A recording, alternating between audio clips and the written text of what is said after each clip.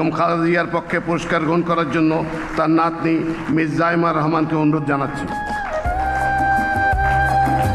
স্বাধীনতা, গণতন্ত্র ও নারী শিক্ষা সহ দেশ গঠনে সার্বিক অবদানের জন্য পুরস্কার পাচ্ছেন এবারে বেগম খালেদা জিয়া মরণোত্তর।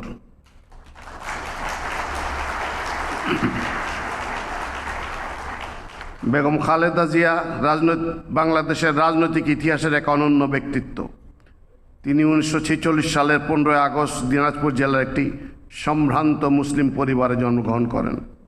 তিনি দিনাজপুর সরকারি বালিকা উচ্চ বিদ্যালয় এবং পরে সুরেন্দ্রনাথ কলেজে অধ্যয়ন করেন।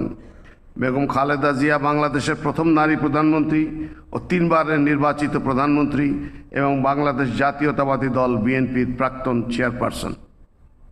তাঁর নেতৃত্বে বিএনপি 1991, 1996 ও 2001 সালের নির্বাচনে জয়লাভ করে 3 মেয়াদে সরকার গঠন করেছে। বেগম খালেদা জিয়া জাতীয় সংসদ নির্বাচনে কোনো আসনেই জীবনে কখনো পরাজিত না হওয়ার অনন্য রেকর্ডের অধিকারী। বেগম খালেদা জিয়ার নেতৃত্বে 90-এর গণ অভ্যুত্থানে স্বৈরাচারের পতন ঘটে। 1991 সালে সংসদীয় গণতন্ত্রের পুনঃপ্রবর্তন এবং 1996 সালে তত্ত্বাবধায়ক সরকার ব্যবস্থার প্রবর্তন তার ঐতিহাসিক অর্জন। তার সরকারের সময় মূল্য সংযোজন কর ভ্যাট প্রবর্তন, বেসরকারি ও বৈদেশিক বিনিয়োগের বিকাশ, মুক্তবাজার ও বাণিজ্যিক উদারীকরণ, তৈরি পোশাক শিল্পের সম্প্রসারণ, নারী কর্মসংস্থান বৃদ্ধি, অবৈতনিক বাধ্যতামূলক প্রাথমিক শিক্ষা প্রবর্তন, 10ম শ্রেণী পর্যন্ত মেয়েদের বিনা বেতনে শিক্ষা ও উপবৃত্তি প্রদান, শিক্ষার বিনিময়ে খাদ্য কর্মসূচি গ্রহণ, শিক্ষার্থী মূল্যায়নে জিপিএ পদ্ধতি প্রবর্তন করা হয়। তাঁর উদ্যোগে 2 লক্ষাধিক রোহিঙ্গা শরণার্থীকে তাদের দেশে প্রত্যাবর্তনে করা সম্ভব হয়।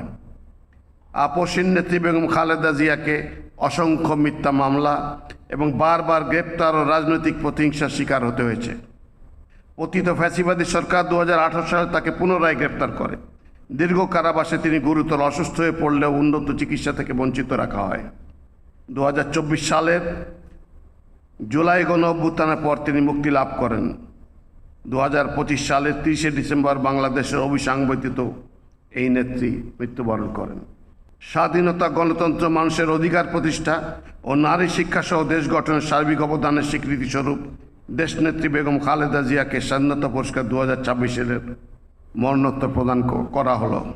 বেগম খালেদা জিয়ার পক্ষে পুরস্কার গ্রহণ করার জন্য তার নাতনি মিস জাইমা রহমানকে অনুরোধ জানাচ্ছি।